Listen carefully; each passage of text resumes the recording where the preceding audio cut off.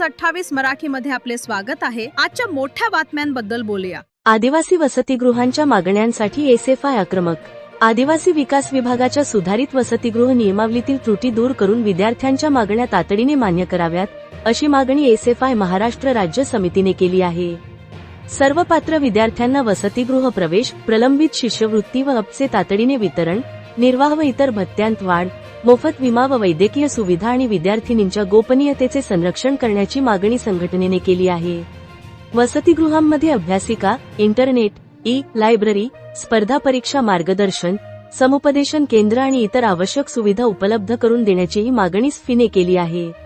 गडचिरोलीतील विद्यार्थिनींना सर्पदंशाच्या घटनेची नैतिक जबाबदारी स्वीकारून आदिवासी विकास मंत्री अशोक उईके यांनी राजीनामा द्यावा, अशी मागणीही करण्यात आली। मागण्या मान्य न झाल्यास राज्यातील प्रकल्प व अपर आयुक्त कार्यालयांसमोर तसेच आदिवासी वसतिगृहांसमोर बेमुदत ठिय्या आंदोलन करण्याचा इशारा एसएफआयचे राज्य सचिव सोमनाथ निर्मळ व राज्य अध्यक्ष रोहिदास जाधव यांनी दिला आहे।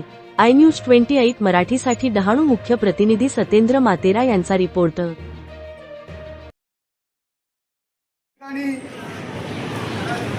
आपल्या मागण्या घेऊन आलेले सर्व विद्यार्थी, सर्वप्रथम आपल्या सर्वांचा या ठिकाणी धन्यवाद करतो। आपण सर्वांनी पाहिलेलं आहे की आज शिक्षणाचे बाजारीकरण खूप मोठ्या प्रमाणामध्ये होत आहे। आश्रमशाळेमध्ये ज्या काही विद्यार्थ्यांना सुविधा पाहिजेत त्याची कमतरता राहिलेली आहे। या भागाच्या लोकप्रतिनिधी म्हणून अनेक वेळा मी हे मुद्दे सभागृहामध्ये पण उपस्थित केलेले आहेत, तरी सुद्धा त्याच्यामध्ये काही सुधारणा होताना दिसत नाहीये। आपण ज्या काही या ठिकाणी मागण्या, आपल्या आंदोलनाच्या ज्या काही मागण्या आहेत त्या कालच माझ्यापर्यंत पोहोचल्या, त्या आता खरं म्हणजे व्हॉट्सअपवर मला मिळाल्या।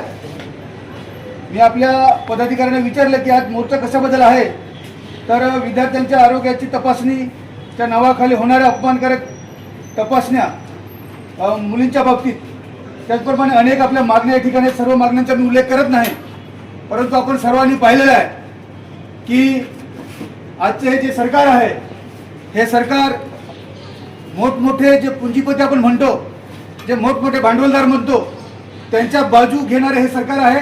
सामान्य शेतकरी, कामगार आणि या क्लासमधले जे विद्यार्थी शिकतात याच्याकडे अक्षरशः दुर्लक्ष होत आहे। तुम्हाला माहिती आहे, दिल्लीचं आंदोलन आपण सर्वांनी पाहिलं, बरोबर की नाही? पूर्वी ज्या काही घटना घडायच्या देशाच्या कानाकोपऱ्यामध्ये आपल्याला कळायचं नाही, परंतु आज आपल्या हातामध्ये मोबाईल आहे, करलो दुनिया मुठ्ठी में, म्हणजे कुठे काय घडलं तर आपल्याला लगेच समजतं की इकडे काय घडलेला प्रकार। तर दिल्लीमध्ये जे काही नीट पेपरच्या आणि टीएटी पेपरच्या विरोधामध्ये जे पेपर लीक झाला त्याच्या विरोधामध्ये जे आंदोलने झाली ते आपण सर्वांनी पाहिलेली आहेत आणि त्याच्यापासून आपल्याला शिकावं लागेल। आजचं खरे जनरेशन आपण आहात, आपण इतिहास घडवू शकतो, आपण ठरवलं तर इतिहास घडवू शकतो। इतिहासाचे जे पाने आपण उघडली तर तरुणांनीच इतिहास घडवलेला आहे। भगतसिंगाला आपण आयडॉल मानतो ना, आपण म्हणतो भगतसिंग, सुखदेव, राजगुरू, अशफाकुल्ला खान, चंद्रशेखर आझाद, सुभाषचंद्र बोस यांना आपण आयडॉल मानतो। त्यांनी ही व्यवस्था बदलण्यासाठी आपलं प्राणाचं बलिदान दिलेलं आहे आणि त्यांचा आदर्श घेऊन आपण काम करतो। आणि या छोट्या छोट्या गोष्टी की हॉस्टेलमध्ये ज्या काही सुविधा पाहिजेत, आमचा हक्क आहे, आम्ही तुमच्याकडे भीक नाही मागत, आमचा हक्क आहे तो मला मिळाला पाहिजे आणि तो सुद्धा आपल्याला मिळत नसेल तर अशा प्रकारचे आंदोलन आपल्याला करावं लागेल। जरी आज डहाणू आदिवासी विकास प्रकल्प या ठिकाणी आज आपली जरी संख्या कमी जरी असली तरी ह्या ज्या मागण्या ज्या आहेत त्याचे निवेदन आपण आलेलं आहे, ते निवेदन द्यायला मी सुद्धा येणार आहे। त्याला काहीतरी आपण अल्टिमेट दिला पाहिजे। मला माहित नाही तुम्ही निवेदनामध्ये दिला का नाही, त्याला अल्टिमेटम दिला पाहिजे, काही दिवसाची मुदत दिली पाहिजे। याच्यामध्ये ह्या जर सुधारणा जर झाल्या नाही तर ही जी संख्या आहे ही तिप्पट ते चौपट संख्या उतरली, हे आपण त्यांना इशारा दिला पाहिजे। उतरवू शकतो ना आपण? तर ते आपण उतरवायचं। आपण लोकशाही मार्गाने, शांततेच्या मार्गाने आपण आंदोलन करू। आपल्याला संविधानाने हा अधिकार दिलेला आहे, तो अधिकार घेऊन आपण आपल्या मागण्या आपल्या पत्रामध्ये पाडून घ्यायच्या आहेत। जास्त वेळ न घेता मी आपल्याला एवढंच सांगेन की या ठिकाणाहून तुम्ही गेल्यानंतर अजून जे काही आश्रमशाळा आहेत, कॉलेज आहेत, जिथे जिथे शिक्षण संस्था आहेत त्या ठिकाणी आपण विद्यार्थ्यांना जाऊन संपर्क केला पाहिजे की नाही, आपण लढलो पाहिजे, आपला हक्क आपण मिळवला पाहिजे। दिल्लीमध्ये काय झालं, त्या ह्याला जे दांडी असतात ना त्याला खेळ ठोकून विद्यार्थ्यांना मारहाण झालेली। आता आपल्या इथले पोलिसांना तिथले कोण असतील त्यांनी केलं ते, पण हे अतिशय निंदनीय कृत्य आहे, असं करायला नको, ते सुद्धा त्यांनी केलेलं आहे। आणि काय होतंय, 3 वर्ष 4 वर्ष आपण अभ्यास करतो, स्टडी करतो. घरामध्ये लाईट नसेल तर दिवा लावून आपण अभ्यास करतो. आणि ऐन वेळेवर एवढा पूर्व तयारी केल्यानंतर ऐन वेळेवर जर हा पेपर लीक होत असेल, हे मोठमोठे भांडवलदाराची पोरं आहेत, हे पेपर विकत घेतात, करोडो रुपयामध्ये विकत घेतात आणि घरी लिहितात आणि मग मार्क्स मिळवतात. आणि असे जर मेडिकलला गेले तर तो काय करणार?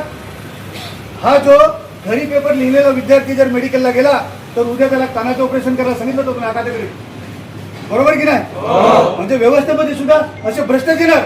त्याच्यामुळे ही सर्व व्यवस्था बदलली पाहिजे. खूप मोठं काम तुम्ही केलेलं आहे. जरी तुम्ही दिल्लीमध्ये गेले नसाल तरी पण आपले यशोपाल तिथे रस्त्यावर उतरली होती आणि खूप मोठं काम केलेलं आहे. अभिजित दिपके आणि त्यांचे जे सर्व पदाधिकारी यांनी सर्वांनी देशभरातून तरुण तिथे उतरल्यानंतर खूप मोठं काम केलं. हे सरकार म्हणायचं की आम्ही राजीनामे देणारे सरकार नाही, परंतु तुम्ही विद्यार्थ्यांनी, युवकांनी हे करून दाखवलेला, हा इतिहास करून दाखवलेला आहे की त्याला शिक्षण मंत्र्याला राजीनामा द्यायला लावलेला हा इतिहास झालेला. याच्यातून आम्हाला विश्वास, आमचा आत्मविश्वास वाढलेला आहे. जर ह्या मागण्या पुऱ्या झाल्या नाही तर पालघर जिल्ह्यामध्ये पूर्ण कॉलेजचे विद्यार्थी, आश्रमशाळेचे विद्यार्थी, जिल्हा परिषदचे विद्यार्थी आम्ही रस्त्यावर उतरू आणि ह्या मागण्या आमच्या पत्रात करून घेऊ. एवढ्याच या ठिकाणी बोलून मी थांबतो. धन्यवाद. इन्कलाब जिंदाबाद.